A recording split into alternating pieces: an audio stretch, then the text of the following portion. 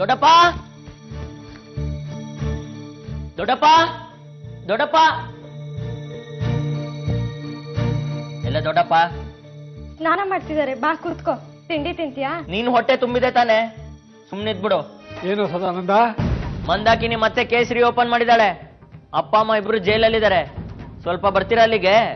ಮುಗ್ದಿತ್ತಲ್ಲೋ ಒಡವೆ ಪುರಾಣ? ಮುಗ್ದಿತ್ತು. ಅವತ್ತು ನಿಶ್ಚಿತಾರ್ಥ ದಿನ ಕೇಶವನಾಥ್ರಿಗೆ ಅವಮಾನ ಆಯ್ತಲ್ಲ, ಅದೊಂದು ಕಾರಣ ಇಟ್ಕೊಂಡು ಒಂದ್ ಕಡೆಯಿಂದ ಮೊಳೆ ಹೊಡಿತಾ ಬರ್ತಿದ್ದಾರೆ ಅವರು. ಇನ್ನೇನ್ ನಮ್ ಪೆಟ್ಕೆ ಮುಚ್ತಾರೆ ಅಂತ ಕಾಣುತ್ತೆ. ಸುಮ್ನೆ ಇರ್ಬೇಕಾಯ್ತು ಅವತ್ತು ನಮ್ಮಪ್ಪ. ಅಂತದೇನು ಆಗಲ್ಲ, ಗಾಬರಿ ಆಗ್ಬೇಡ. ದೇವಿ, ಮನೆ ಕಡೆ ಹುಷಾರಮ್ಮ. ಹೋಗ್ಬರ್ತೀನಿ ನಾನು. ನಿಮ್ ಕಾಲಿಗೆ ಬೀಳ್ತೀನಿ ಬಾವ, ಅವ್ರನ್ನ ಬಿಡಿಸಿ ಬಾವ. ಹಿಂದೆ ಕೇಶವನಾಥರ ಚುನಾವಣೆ ಇದೆ ಅಂತ ನಮಗೆಲ್ಲ ಚೆನ್ನಾಗಿ ಗೊತ್ತು. ಮಂದಾಕಿನಿ ಒಡವೆ ಮಂಗಳನ ಮೈ ಮೇಲೆ ಶಾರದಾಪುರದ ಛತ್ರದಲ್ಲಿ ಇತ್ತು ಅನ್ನೋದು ನಮಗೂ ಗೊತ್ತಿದೆ. ತರಿಸ್ಲಾ ಮದುವೆ ಫೋಟೋ ವಿಡಿಯೋಗಳನ್ನ ನೋಡ್ತೀರಾ? ಮದುವೆ ಮನೆಯಲ್ಲಿ ಹೆಂಗಸರ ಹತ್ರ ಎಲ್ಲ ತೋರಿಸ್ಕೊಂಡು ಓಡಾಡ್ತಿದ್ದಾರೆ ಒಡವೆಗಳನ್ನ. ನಮ್ಮವ್ರದ್ದು ತಪ್ಪಿದೆ ಬಿಡಿ, ಇದಕ್ಕೆ ಬೇರೆ ದಾರಿನೇ ಇದೆ.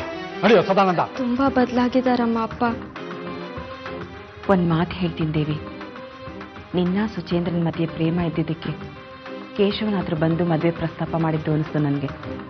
ಹಾಗೆಲ್ಲ ಇಲ್ಲಮ್ಮ, ದೊಡ್ಡವ್ರು ಮಾಡಿದ ನಿಶ್ಚಿತಾರ್ಥಕ್ಕೆ ಈಗ ನಾನ್ ತಪ್ಪು ಮಾಡ್ದವಳು ಅಂತ ಎಲ್ರೂ ಅನ್ಕೊಂಡಿದ್ದಾರೆ.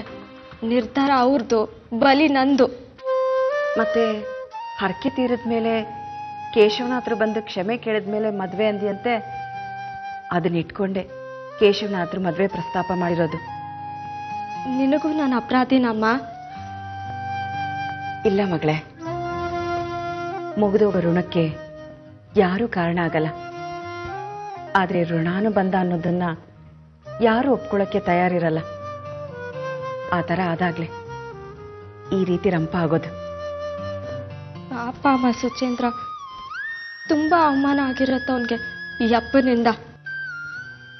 ಹೌದು, ನಿಶ್ಚಿತಾರ್ಥ ಅಂತಿದ್ದ ಹಾಗೆ 1000 ಕನಸು ಕಟ್ಕೊಂಡಿರ್ತಾನೆ ಸುಚೇಂದ್ರ. ತರ್ತೀನಿ ಜಾಮೀನು ಅಂತ ಹೊರಟಿದ್ದಾನೆ ಸದಾಶಿವಯ್ಯ. ತಮ್ಮನ ಮೇಲೆ ಕಕ್ಕಲಾತಿ. ಒಳಗಿರೋದನ್ನೆಲ್ಲ ಕಕ್ಕಸ್ಬೇಡ ಭೂಪಾಲು. ಕ್ಷಣ ಕ್ಷಣಕ್ಕೂ ನನ್ನ ನೆನಪಾಗಿ ನರಳಾಡ್ಬೇಕು ಅವ್ರ ಮನೆಯವರು. ಎಲ್ಲ ನಾವು ಅಂದ್ಕೊಂಡಾಗೆ ಆಗ್ತಾ ಇದೆ ದಣಿ. ಒದ್ದಾಡ್ತಾ ಇದ್ದಾರೆ. ಸ್ಟೇಷನ್ನಲ್ಲಿ ಸ್ವಲ್ಪ ಜನ, ಮನೆಯಲ್ಲಿ ಸ್ವಲ್ಪ ಜನ. ಒಂದು ಬೇಲ್ ಸಿದ್ಧ ಮಾಡ್ಕೊಡಿ. ನನ್ನ ತಮ್ಮನ ಸ್ಥಿತಿ ನೋಡಕ್ಕಾಗ್ತಿದೆ. ವಿಷಯ ಗೊತ್ತಿದೆ ಅಲ್ವಾ? ತಪ್ಪು ತಿಳ್ಕೊಬೇಡಿ. ನಿಮ್ ತಮ್ಮ ಮಹಾಬಲನ ವಿಚಾರದಲ್ಲಿ ಬೇಲ್ ರೆಡಿ ಮಾಡಕ್ ನನ್ಗಾಗಲ್ಲ. ದುಡ್ಡು ಕೊಡ್ತೀನಿ. ನನ್ನ ತಮ್ಮ ದುಡ್ಡು ಕೊಡಲ್ಲ ಅನ್ನೋದು ನಿಮ್ಮ ಮನಸ್ಸಲ್ಲಿದ್ರೆ ಕಿತ್ತಾಕಿ ಅದನ್ನ. ದುಡ್ಡು ನಾನು ಕೊಡ್ತೀನಿ. ದುಡ್ಡಿನ ವಿಷಯಕ್ಕಲ್ಲ, ಜೀವನದ ವಿಷಯಕ್ಕೆ. ದುಡ್ಡೇ ಮುಖ್ಯ ಅಲ್ವಾ ಜೀವನಕ್ಕೆ? ಎಲ್ಲ ಸರ್ತಿ ಅಲ್ಲ, ದಯವಿಟ್ಟು ಆಗಲ್ಲ. ಕಳ್ಳ ಅಲ್ಲ ನನ್ನ ತಮ್ಮ. ಕಳ್ಳತನಕ್ಕೆ ನೀವು ಪ್ರೋತ್ಸಾಹ ಕೊಟ್ಟ ಹಾಗಾಗಲ್ಲ. ಬೇಲ್ ಕೊಟ್ರೆ ಬೇಲ್ ಕೊಟ್ರೆ ನಾನ್ ನನ್ನ ಮಗಳನ್ನ ಕಳ್ಕೊತೀನಿ. ಕೇಶವನಾಥನ ಚುಟ್ಟ ಹೊಗೆ ನಿಮ್ಮನೆವರೆಗೂ ತಲುಪಿದೆ. ಈ ಮನೇಲಿ ಕುಕ್ಕರ್ ಕೂಗಿದ್ರು ಅಮ್ಮನವರು, ಗ್ಯಾಸ್ ಖಾಲಿ ಆದ್ರೂ ಅಮ್ಮನವರು. ಅದೆಲ್ಲ ಅಲ್ಲ ಪಾರ್ವತಿ, ಇದೆಲ್ಲ ಆಗ್ತಿರೋದು ನಿನ್ನ ಮಗಳಿಂದ. ಮಗಳ ಬಗ್ಗೆ ತಪ್ಪು ಹೊರಿಸೋದು ಚೆನ್ನಾಗಿರಲ್ಲ ನೋಡಿ. ಅವಳ ಕೇಶವನಾಥರಿಗೆ ನಿಶ್ಚಯದಾರ್ಥ ಅಂದಿದ್ದು. ಅವಳ ಕೇಶವನಾಥರಿಗೆ ಬಾಯಿ ಬಂದ ಹಾಗೆ ಬೈದು ಹೊಡೆಯಕ್ ಹೋಗಿದ್ದು. ಮಾಡೋದೆಲ್ಲ ಮಾಡಿ ಈಗ ಅವಳನ್ನೇ ಅಂತಾರೆ. ಕೇಶವನಾಥನ್ ಡಿಪೋಗೆ ಹೋಗಿ ಕೆಲ್ಸಕ್ಕೆ ಸೇರಿದ್ ನಾನಾ? ಸ್ಕೂಲ್ಗೆ ಹೋಗ್ತಾ ಬರ್ತಾ ಆ ಸುಚೇಂದ್ರನ್ ಜೊತೆ ರಸ್ತೆ ಬದಿಲಿ ನಿಂತ್ಕೊಂಡು ಮಾತಾಡಿದ್ ನಾನಾ?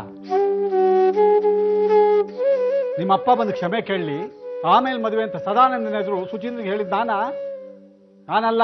ಇಷ್ಟೆಲ್ಲ ಮಾಡಿದ್ದು ನಿನ್ನ ಮಗಳು. ಅಯ್ಯ ತೆಗಿ.